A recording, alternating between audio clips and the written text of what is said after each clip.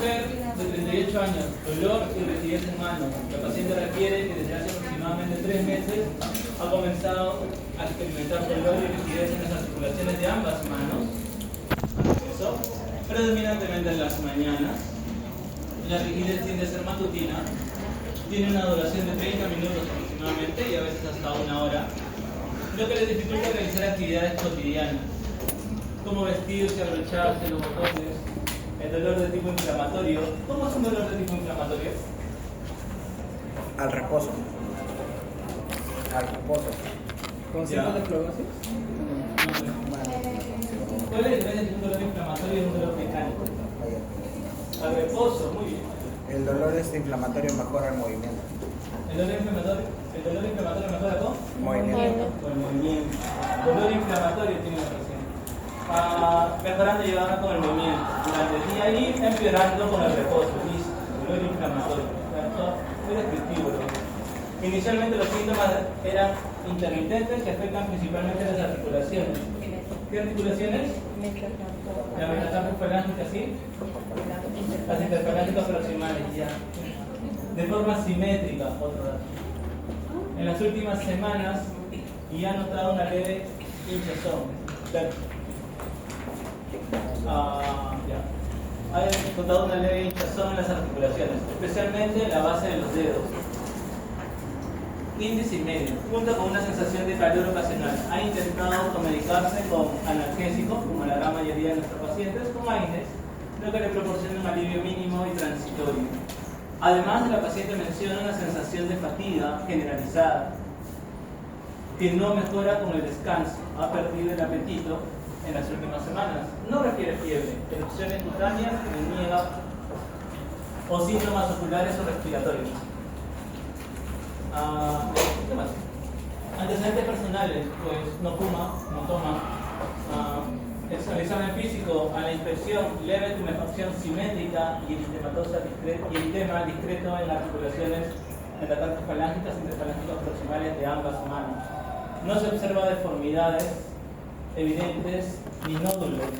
Palpación, dolor a la palpación y leve aumento de la temperatura en las articulaciones metatarsofalángicas 2 y 3 e interfalángicas proximales de las mismas manos.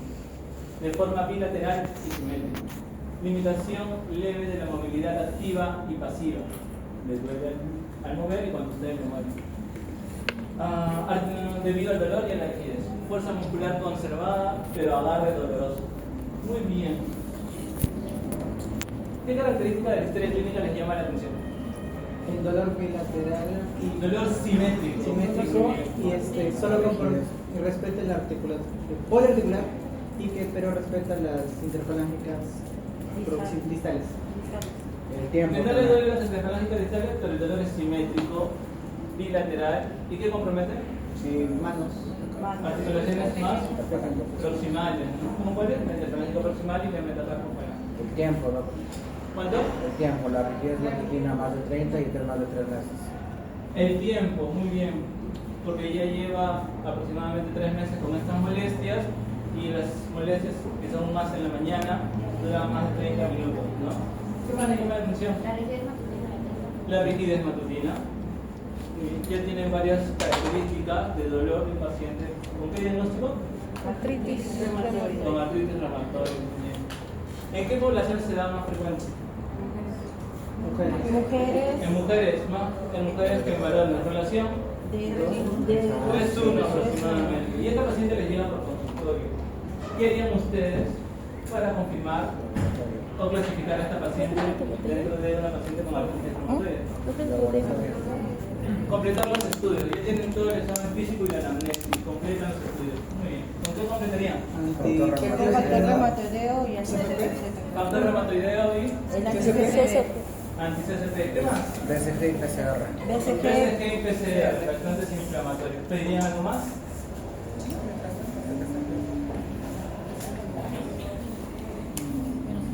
Diagnósticos clasificatorios. Para ver los criterios clasificatorios de artritis reumatoide, tendremos la clínica, ya tenemos el dolor y ya nos faltaría los análisis que ustedes solicitaron. Muy bien. ¿Necesitamos algo más para ver los cuadros de diagnósticos Los clasificatorios? rayos X de mama. Podríamos pedir unos rayos X.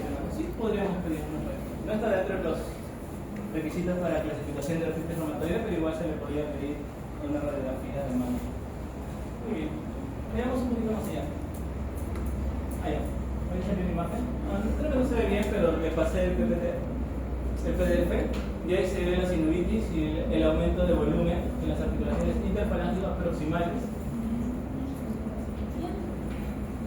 Interfalángicas proximales y las metacarpofalángicas. Se ve el eritema, la sinovitis, que es inflamación de la cápsula de la sinovia de ese paciente. Muy bien. Y vamos a ver. Listo. Esas son las pacientes que le van a llegar por consultorio en estadios tempranos de artritis reumatoide. ¿Ya? Ahí hay deformidad. Hay deformidad de lesión cubital, cuello de cisne, cuello botonier. ¿Hay algo de eso? Todavía no. Todavía solamente hay Inflamación. inflamación. Y así a veces llegan los pacientes y sin tratamiento llegan a cuadros mucho más avanzados. Bueno, entonces, como sabrán, el tema es artritis reumatoide, es una enfermedad inflamatoria sistémica. ¿Por qué sistémica? Porque no abarca otros tipos de... Porque abarca más que las articulaciones, ¿sí? Puede abarcar otros órganos, como cuál es? Pulmón, Pulmón, la parte patológica, ¿qué más?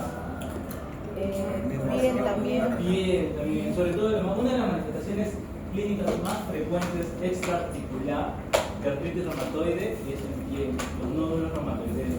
Etiología multifactorial, no hay una etiología definida para artritis reumatoide, pero lo que sí hay es factores de riesgo genéticos y factores de riesgos ambientales.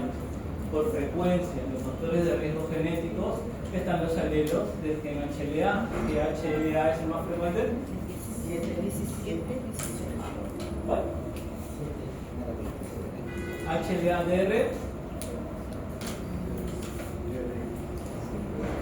HLA-DR1. Y dentro de los factores de riesgo ambientales, ¿cuál es un factor de riesgo ambiental más frecuente? Tabaquismo. Tabaco. Y por frecuencia, si tú tienes el gen más tabaco, tienes altas probabilidades, más de 5 veces probabilidad de hacer artritis reumatoide. Si a eso se suman infecciones, si a eso se suma otros factores de riesgo como infecciones, enfermedades, fármacos, también. Se características de artritis reumatoide. Muy bien, ya sabemos que es un dolor articular que compromete qué tipo de articulaciones. Metacarpofalángicas. Por frecuencia, comienza con pequeñas articulaciones, ¿no? Por frecuencia, compromete articulaciones pequeñas. Muy bien.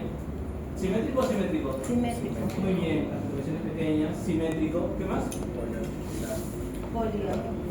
Poliarticular, muy bien. Es muy raro que la artritis reumatoide sea una monoarticular. Es muy raro. Si tienen un paciente como caso clínico, dolor, inflamación, una artritis monoarticular, es muy raro. No es probable, sobre todo en el examen, porque son preguntas tipo, que sea eso artritis reumatoide. Tendrían que decir que un dolor simétrico, un dolor bilateral, que compromete articulaciones pequeñas, interfalángicas proximales, distales, de ahí va subiendo, puede comprometer muñeca, codo, hombro, ¿ya? La artritis reumatoide compromete columna. Por el tiempo. Es raro que comprometa columna la artritis reumatoide, generalmente no compromete. Y si compromete a nivel cervical. Y si es a nivel cervical, la primera y segunda vértebra, que son el atlas y las subluxación atlas. Muy bien. Suele ser simétrica, poliarticular, pero en algunos casos es asimétrica. En algunos es raro, pero puede presentarse. Las manifestaciones extraarticulares pueden ser cutáneas, que es la más frecuente. Vasculares, recuerden que hay vasculitis por artritis reumatoide, ya lo vimos. Neurológicas, hematológicas, pulmonares, entre otras manifestaciones, cardíacas, renales. Y más. Epidemiología, la prevalencia llega hasta el 1%, aunque parece poco. El 1% de la población mundial es bastante. La relación es mayor en mujeres que en hombres, 3:1. Y aproximadamente ronda entre los 35 y 40 años. Puede presentarse en más jóvenes, Factores de riesgo que habíamos dicho, hay varios. Dentro de ellos, la alteración genética, DR1 y DR4 en la cabeza. Y dentro de los ambientales, tabaquismo. Exposiciones respiratorias, el tabaco es uno de los factores de riesgo más frecuentes. Dentro de la salud bucal, la periodontitis crónica, sobre todo asociada a un germen, la Porphyromonas gingivalis. ¿Sí? Pero ¿cómo? Porphyromonas gingivalis. Ya se asocia a pacientes con artritis reumatoide. Generalmente estas infecciones generan un tipo de inmunoglobulina, como es a nivel de mucosa. ¿Qué tipo de inmunoglobulina es? A, inmunoglobulina A. Y luego cambia con el tiempo de inmunoglobulina G, manifestaciones, y eso cambia, y eso es factor de riesgo para artritis reumatoide. Y acá tienen otros factores de riesgo. A la cabeza genética y exposición respiratoria de tabaco, pero ahí tienen otros, ¿ya? La predisposición entre estos dos, la genética, entre la genética y los factores ambientales, hace que tu paciente tenga mayor probabilidad de tener artritis reumatoide, ¿ya? Y los compromisos y las manifestaciones clínicas que hemos visto. La más frecuente es la manifestación articular, y luego siguen las manifestaciones cutáneas, vasculares, oculares, pulmonares, gastrointestinales, entre otros. Entonces, es una articulación sana de lo que está en el lado A, ¿ya? Como ustedes pueden ver ahí, tiene la cápsula, la sinovia, el cartílago, hueso. Eso es lo normal, es así como debería estar la articulación. ¿Bien? En la artritis reumatoide, ¿qué sucede? Se da un proceso inflamatorio, se tiende a ser crónico, y se forma lo que es comúnmente conocido en AR, es el panus. El panus de la artritis reumatoide, el panus o paño en español, no es nada más que un tejido inflamatorio consolidado dentro de la cápsula de la sinovia, ¿ya? Que está compuesto por células inflamatorias, macrófagos, linfocitos, polimorfonucleares, ¿qué más? Células B y células B activadas, como son las células plasmáticas, fibroblastos, osteoclastos, la activación de estos osteoclastos. ¿Qué hacían los osteoclastos? Destruyen el hueso. Es por eso que la artritis reumatoide es una artritis erosiva. ¿Cuál es la siguiente clase? ¿La siguiente? En lupus también hay artritis, pero en artritis es una artritis no erosiva, a diferencia de la artritis reumatoide. Es una diferencia entre los dos, cuando comprometen articulaciones. Muy bien, manifestaciones extraarticulares más frecuentes o más comunes en la artritis reumatoide. Como habíamos dicho, a nivel cutáneo, los nódulos reumatoideos, el síndrome de Sjögren, neuropatía periférica, enfermedad isquémica del corazón, anemia y osteoporosis. Son las manifestaciones clínicas extraarticulares más frecuentes. Y dentro de las menos frecuentes tienen esas, la vasculitis reumatoide, arteritis, amiloide, síndrome de Fetty, miocarditis, Entonces, acuérdense de lo más común, porque por ahí puede venir una pregunta. Fisiopatología entonces de artritis reumatoide, hemos dicho dolor, rigidez, sinovitis, aumento de volumen, tendinitis, también se inflama el tendón, que es todo lo que es el compromiso articular, llegando a la discapacidad, una de las últimas fases de la artritis reumatoide. Discapacidad y disfunción de la articulación, que es lo que se tiene que evitar. Entonces, vamos un poquito con la fisiopatología. Habíamos dicho que la paciente, por ejemplo, la paciente mujer que hemos tenido al inicio, llamada María, tenía factores de riesgo, tenía su gen HLA-DRB1, que es el gen más frecuente asociado a artritis reumatoide, ¿ya? Y si ustedes revisan el artículo que les mandé, también hay otros genes no HLA que también se asocia a artritis reumatoide. Muy bien, tenemos el gen y digamos que tiene un factor de riesgo, como es el tabaco, ¿ya? Y aparte es mujer, tiene varios factores de riesgo. Tiene 5 veces más probabilidad de sufrir artritis reumatoide en comparación de una persona que no tiene esos factores de riesgo. Muy bien, entonces esa María a los 20 años, esta es su articulación, ¿ven ahí? La cápsula articular, ven el cartílago, la sinovia y hueso. En este momento el paciente María solamente está la paciente solamente es una paciente susceptible a artritis reumatoide. Tiene factores de riesgo, más nada más. ¿Se entiende? Y está acá. En esta parte, ¿habrán autoanticuerpos? No, porque solo tiene factores de riesgo nada más. ¿Ya? El tiempo pasa, María sigue con el tabaco, se pone tabaco, tuvo una infección viral, por ahí sigue siendo mujer, tiene el gen HLA-DR1. Entonces, algo cambia en los linfocitos de María, se pierde la tolerancia, comienzan a inflamar la articulación levemente y comienzan a producir los autoanticuerpos. Comienzan a ver la producción de autoanticuerpos. solamente por los factores de riesgo que tiene María, con el paso del tiempo, algo se altera en los linfocitos y comienza a producir autoanticuerpos. Esa es la fase preclínica de la artritis reumatoide. Fase sintomática, autoinmune, incremento de citocinas, incremento de reactantes inflamatorios en la circulación. ¿Y qué pasa con la articulación de María en la fase preclínica? Vean acá. La sinovia que ustedes ven al inicio, ¿cómo se encuentra en la siguiente articulación? Engrosado. Con un aumento de volumen. ¿Sí? Hasta ahí María no tiene síntomas, solamente está levemente inflamada la sinovia.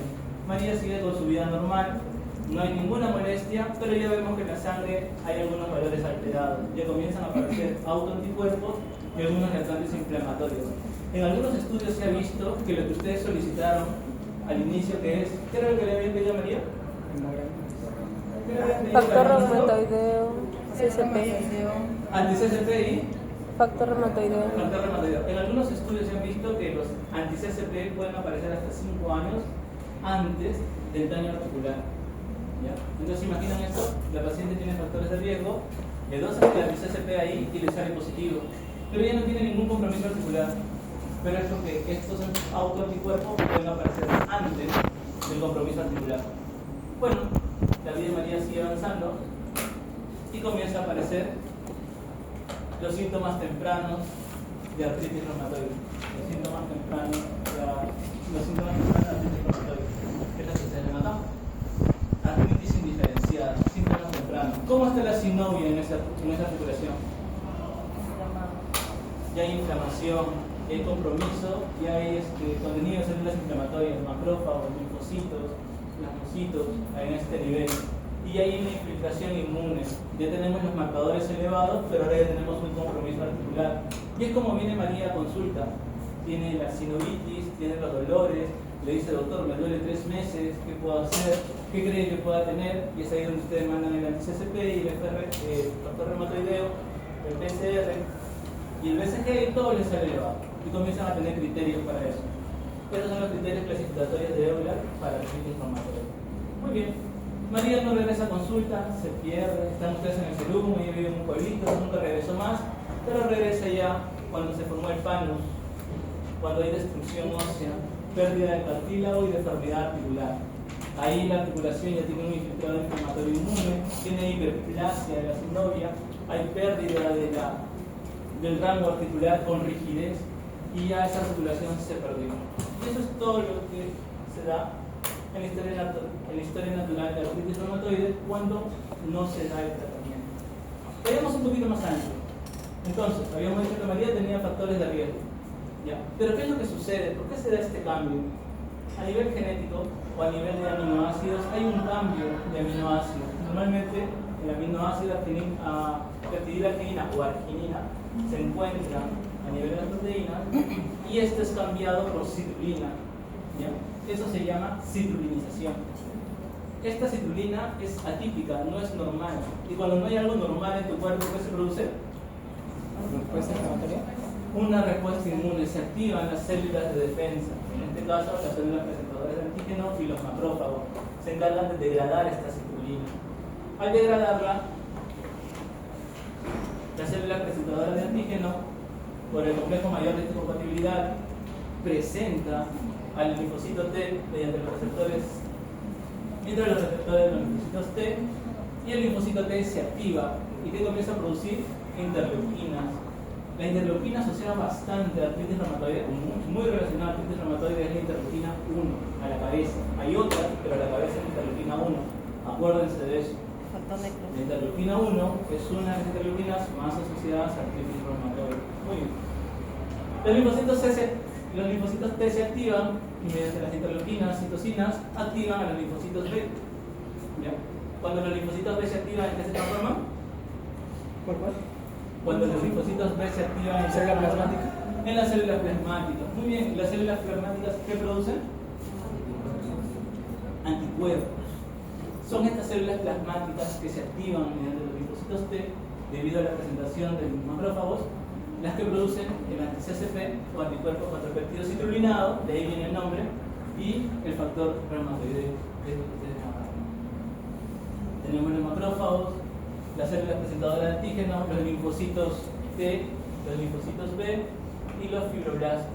Todos se activan debido a esto, a la ciclolinización de la quinina. La citrulina no existe en sí, ¿no? En personas que no tienen. Karen, La citrulina existe en personas que no tienen artritis reumatoide. ¿el anticuerpo o la citrulina?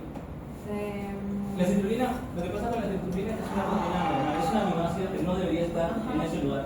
Vean esto.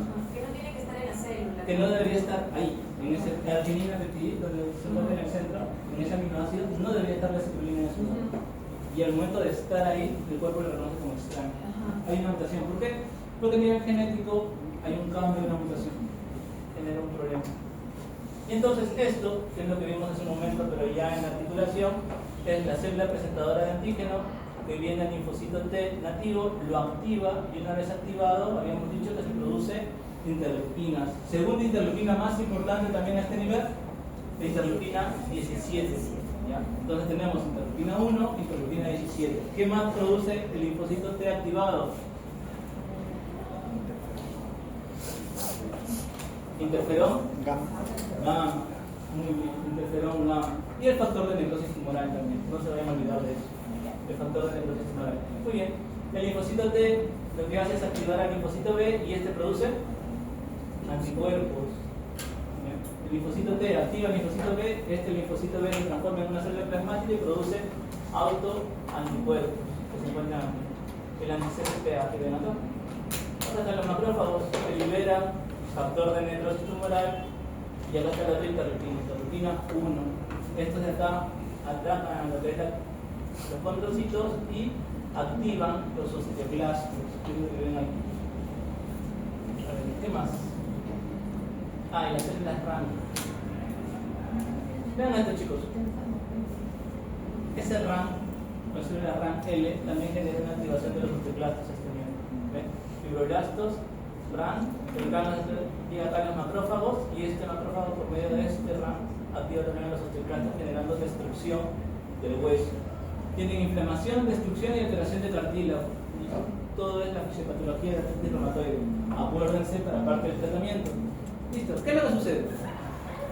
Se ha demostrado que si ustedes tratan a María, ni bien llega a su consultorio con la sinovitis, inflamación articular y ese dolor, y solamente inflamación, mientras más temprano den el tratamiento, la capacidad funcional de esa articulación se va a mantener. Pero mientras más demoren en dar el tratamiento, la capacidad funcional se va a ir deteriorando y hasta se puede perder. El plan en la artritis reumatoide es diagnosticar temprano para tratar temprano. Las manifestaciones extraarticulares que puede presentar María, la más frecuente son los nódulos. Bien hemos dicho que se da a nivel cutáneo, pero también puede tener nódulos a nivel de órganos, donde a nivel de pulmón puede tener un nódulo reumatoideo, como vemos acá, en esa parte. Es un nódulo reumatoideo. Se puede confundir, recuerden, ¿no? Ustedes ven esa imagen ahí en una tomografía, puede empezar en algo neoplásico. Pero con el antecedente y todo, se llega al indicativo del nódulo reumatoideo. Y estos son los que se pueden aparecer en piel. A nivel óseo, si ustedes piden una radiografía y ya se da el compromiso, erosiones, desviación de dedos de pie, falanges en cuello de cisne, si ustedes ya tienen eso, que es lo que vemos acá, es porque se llegó tarde. Eso de ahí no tiene, eso de ahí ya no se revierte. Lo único que se puede hacer es controlar, nada más, para que no se siga perdiendo la articulación. Vean, María puede haber llegado así y la enfermedad avanzando, y también recuerden que no solamente compromete manos, también puede llegar a comprometer miembros inferiores, pies. Y vean, acá ya se va perdiendo la articulación, ahí se ve ya el cuello de cisne. El plan es que eso no suceda. Muy bien. En 1987 se crearon los criterios clasificatorios de artritis reumatoide.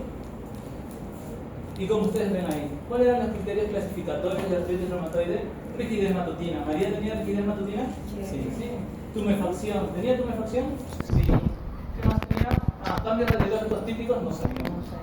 Nódulos reumatoides y un factor reumatoideo elevado.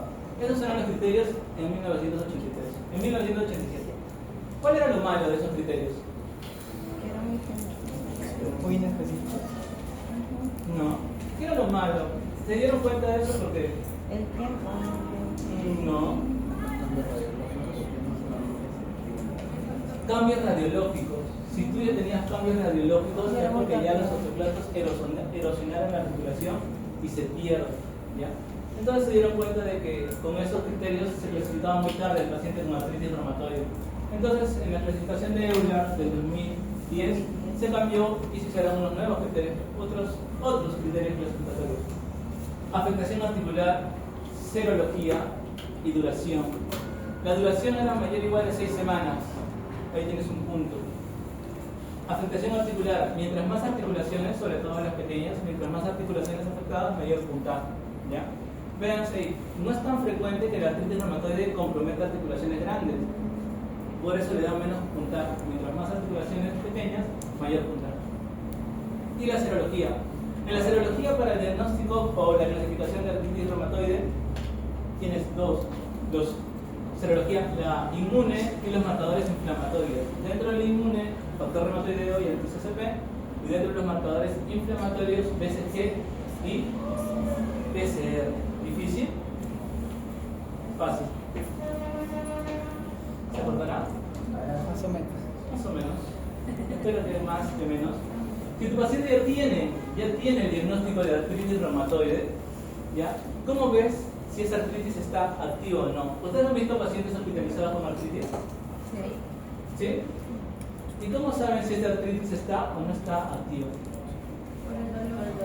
Por el dolor. Muy bien, pero puede doler igual. Puede tener una crisis, ¿ya? Para eso puedes usar el DAS 28 o el SDAI. No son tamizajes, son parámetros, scores. Esa era la palabra. El DAS 28 y el SDAI son scores que puedes usar para ver si tu artritis reumatoide está en remisión, si está en actividad baja, moderada y o una actividad alta. Es un criterio más objetivo, ¿no? Y cuantitativo de si tu paciente está o no mejorando, ¿ya? Para eso te sirve el SDAI y el DAS 28. Cualquier aplicativo lo pueden tener en cuenta. Genera compromiso articular, dolor, inflamación o pérdida de rigidez. Muy bien, entonces teníamos a María. María tenía una evaluación activa, María tenía el anamnesis, el examen físico y vimos que el anti-CCP y el factor reumatoideo le salen elevados. A María le vamos a dar dos tipos de tratamiento, el no farmacológico y el farmacológico. Dentro del no farmacológico, evitar factores de riesgo, y dentro del farmacológico usamos los famosos fármacos modificadores de la enfermedad, ¿ya? En formas leves, según la guía, recuerden que hay escuela americana y escuela europea, según artritis reumatoide en formas leves, y ya saben cómo ver una forma leve, podrías comenzar con hidroxicloroquina o sulfasalazina. En formas moderadas o graves, metrotexate a la cabeza, y luego vas a ir escalando tratamientos, que son los que ustedes ven acá: leflunomida, sulfasalazina, combinaciones de metrotexate con hidroxicloroquina y sulfasalazina y otros fármacos que ven en esta parte de acá. De acuerdo a la guía que tomamos ustedes, ¿ya? Pero metrotexate siempre va a estar, porque se ha visto que es un buen medicamento para que no se haga, para evitar la deformación y el daño o el compromiso de la erosión articular. Listo. Diagnóstico diferenciales de artritis reumatoide. Bueno, eso ya los dejo para que lo lean. Lupus, vasculitis, hemodilitis anquilosante, sarcoidosis, fibromialgia. Han conocido o han visto pacientes, han hecho emergencia o tópico. Esa paciente que dice: me duele todo, no puedo andar bien, no descanso, no duermo. Fibromialgia. La fibromialgia es un diagnóstico diferencial de artritis reumatoide. ¿Qué más? Discopatías, endocarditis bacteriana, la parte de hepatitis B, hepatitis C, parvovirus B19, y es lo mismo de la fisiopatología, y acá están algunos fármacos. De los fármacos vamos a ver acá. Diagnosticaste a María, ya sabes que tiene artritis reumatoide. ¿Cuál es el objetivo del tratamiento? Que María ya no tenga dolor, aliviar dolor, disminución de la inflamación, protección de las estructuras articulares, mantenimiento de la función y control de la afección diseminada. Para María lo más importante, ¿qué va a hacer? Que le calmes el dolor. Si tú no le calmas el dolor, ella no va a regresar a tu consulta y se va a perder y va a llegar peor después. Uno, para ella es calmarle el dolor. Dos, el pilar del tratamiento para nosotros es proteger las articulaciones para que éstas no se dañen y mantenimiento de la función, que éstas no se pierdan. Esos son los objetivos principales del tratamiento. ¿Ya? ¿Qué fármacos en artritis reumatoide? Según la evolución, tenemos los fármacos sintéticos y tenemos los fármacos biológicos. ¿Ya? Tenemos los fármacos sintéticos y los biológicos. Dentro de los sintéticos tenemos los fármacos convencionales, los sintéticos convencionales. Dentro de ellos hay varios y a la cabeza metrotexate. Metrotexate es a la cabeza. ¿Ya? Nos vamos un poco más. Dentro de los biológicos,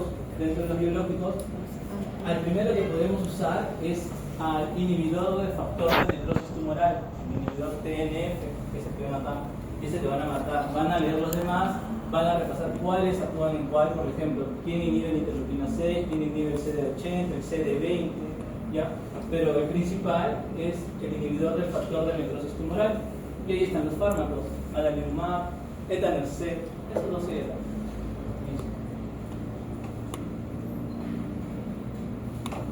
Entonces, tratamiento para María, las medidas generales, cuidar las articulaciones, no hacer cambios de temperatura muy bruscos, usar en crisis es dolor, AINES y corticoides. AINES mejora mucho el tema de dolor, pero no modifican la progresión de la enfermedad. Los corticoides mejoran también el dolor y se ha visto que algo actúan como modificadores de la enfermedad. Dentro de los sintéticos, dentro de los FAMES sintéticos, metrotexate y leflunomida a la cabeza, y dentro de los biológicos los anti-TNF, infliximab, adalimumab, etanercept. Con respecto a los AINES, ¿cuál es el más Dentro de los AINES, desde ibuprofeno, una persona que no usa. Sí, no hay uno en específico. y corticoides? Corticoides, la ventaja de las corticoides es que se lo puedes dar en endovenoso, intramuscular y vía oral. Prednisona en vía oral y en ampolla puedes usar desde dexametasona. No hay problema con eso. ¿Ya? Pero no lo puedes usar por tiempo prolongado. ¿Por qué? Porque ¿qué harían los corticoides si lo usan de manera muy prolongada en dosis altas? ¿Inmunosupresión? ¿Cuál? Osteoporosis, compromiso. Y recuerda que de por sí ya tienes un compromiso hacia abajo. Algunas escuelas usan prednisona a dosis muy bajas. Por eso ustedes cuando ven pacientes con artritis reumatoide llevan prednisona de 5 miligramos asociado a metrotexate. ¿Sí?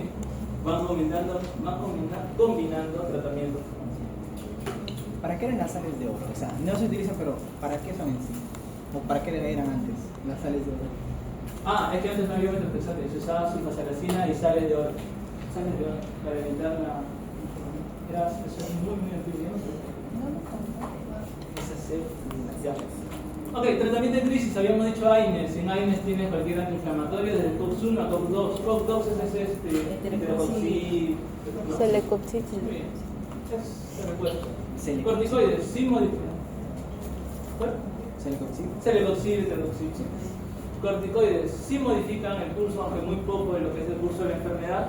Generalmente se usa de terapia puente para usar biológicos. Esteroides sintéticos y se usa la prednisona a dosis bien. Entonces, habíamos dicho, si hay signos de actividad de moderada a severa, tú podrías usar dos FAMES o dos fármacos modificadores de la enfermedad, metrotexate más un anti-TNF. ¿Ya? Es el mejor resultado que se ha visto. Varios estudios han visto que eso es el mejor. Nos dan mejores resultados si es que tu paciente no mejora con un solo tratamiento. ¿Ya? Puedes dar un tratamiento dual y dentro de lo dual se ha visto que metrotexate más un anti-TNF tiene buenos resultados. El metrotexate puede utilizarse como terapia y el paciente puede usar solamente metrotexate y hay veces que puede responder solo con eso. El problema del metrotexate o algunos RAM, mucositis orointestinal, hepatopatía, anemia y también causa deficiencia de ácido fólico. Tu paciente viene con pancitopenia a veces. ¿Por qué? Porque tomó metrotexate pero nunca le dieron ácido fólico para suplementar. Muy bien, también tenemos dentro de esos fármacos la leflunomida, que es un inmunosupresor antilinfocitos T, tiene usar de segunda línea tras el metrotexate y también tiene problemas como la hepatopatía. Y otros inmunosupresores que encuentran más. Si tu paciente va con metrotexate y no mejora, puedes usar un anti-TNF juntos. ¿Ya?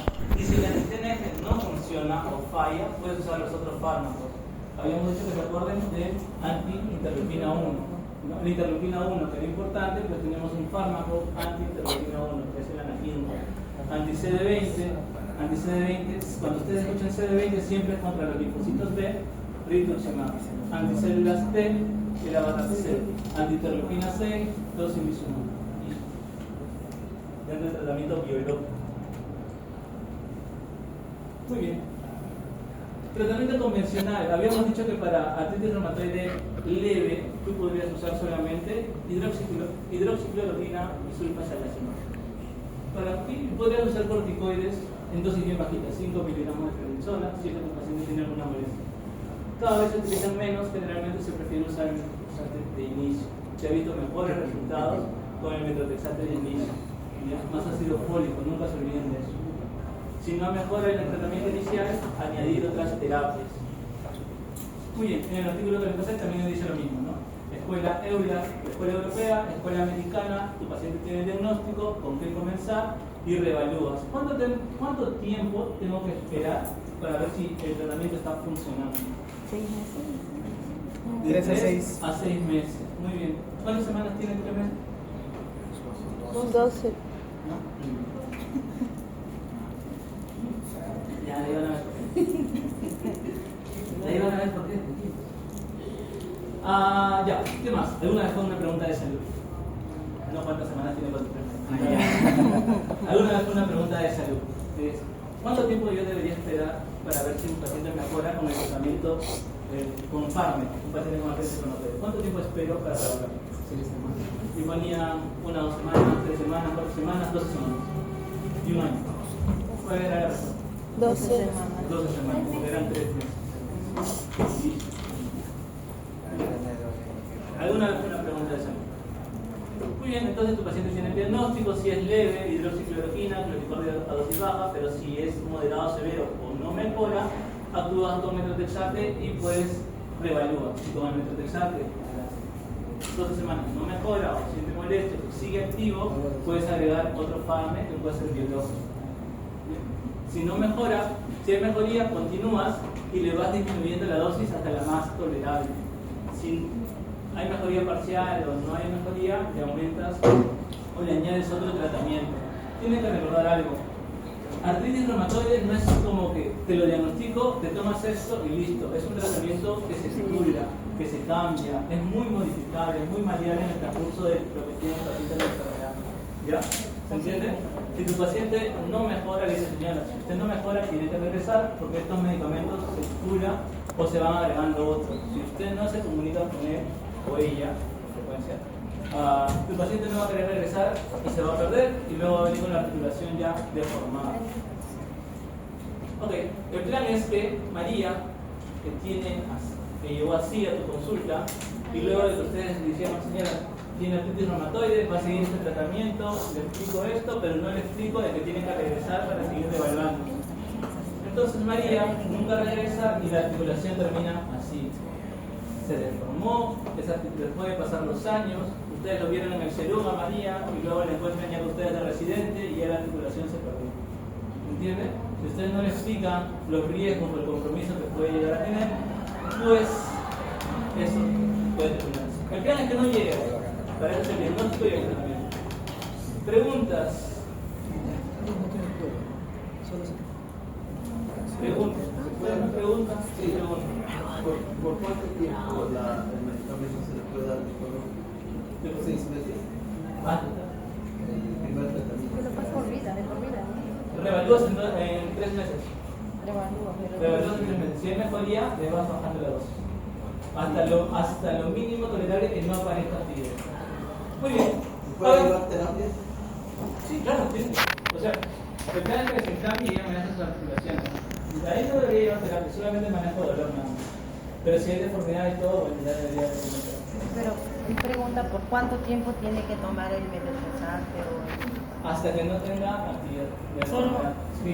A veces tu paciente puede tomar un tiempo, luego no tiene actividad y le puedes ir bajando y de un momento a otro lo suspendes y lo dejas con hidroxicloroquina, sulfasalazina o lo puedes dejar solamente con corticoides a dosis baja o lo suspendes. El paciente ya no tiene molestias. Pero no quiere decir que esté curado, simplemente que esté inactivo en ese momento. como que le das tratamiento, revalúas en 3 semanas y sigue activo. ¿Cómo veo que si está activo con el factor reumatoideo o el anti? ¿Cómo lo...? El gas 28. ¿Ah? El gas 28. Para ver actividad. Gas. Claro, ves compromisos articulares, si ha aumentado, ha disminuido, hay menos dolor y el factor reumatoideo y el anti-CCP. En artritis reumatoide, tener títulos más altos de anti-CCP te da peor pronóstico. Mientras más alto el anti-CCP, peor pronóstico. ¿Ya? Muy bien, pregunta. Mujer de 38 años, 8 semanas de poliartritis simétrica, metatarsis falángica y interfalángica proximal y muñecas, más de una hora. Rigidez matutina, factor reumatoideo y anti-CCP, títulos A. ¿Cuántos puntos tiene?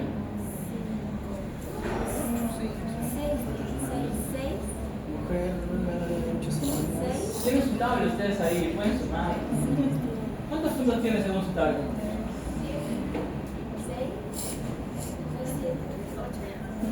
No puede ser 7, si no hay respuesta 7. Segunda pregunta. Paciente con artritis reumatoide activa, DAS 28, que te indica que es una artritis activa severa. Inicia con methotrexate 15 miligramos semana, llegando a dosis máximas. Pero no mejora. Fármaco según canina que evite la progresión de la enfermedad. 12 semanas. 12.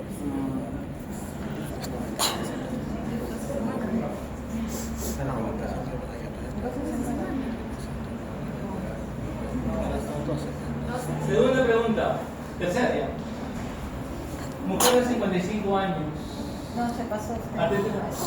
Artritis reumatoide hace 20 años. Con tratamiento con prednisona 7.5, no está mal. Presenta fractura vertebral osteoporótica. Tiene una sintometría como menos 3.2, que eso es osteoporosis. Ya. Manejo.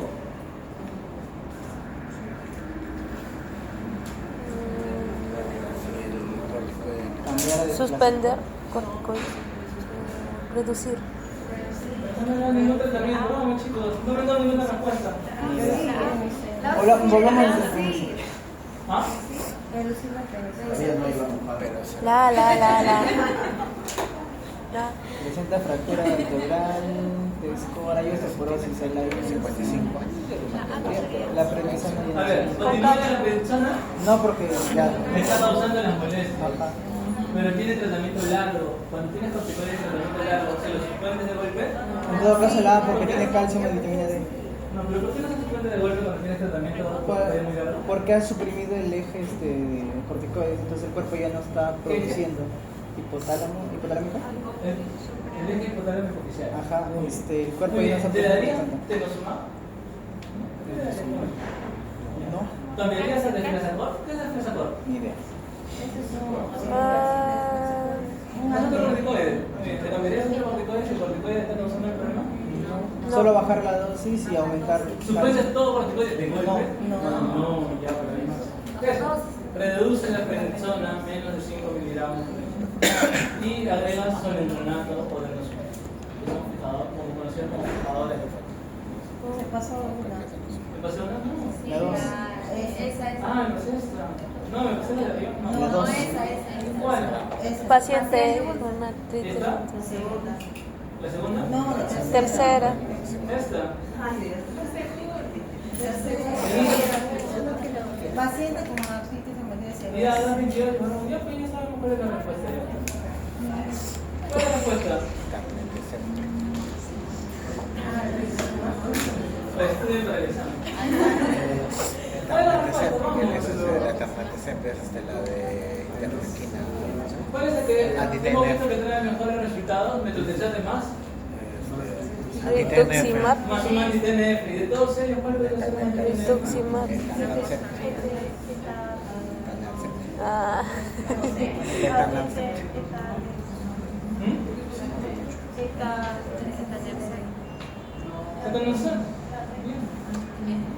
Etanercept es un anti-TNF. Muy bien. A ver.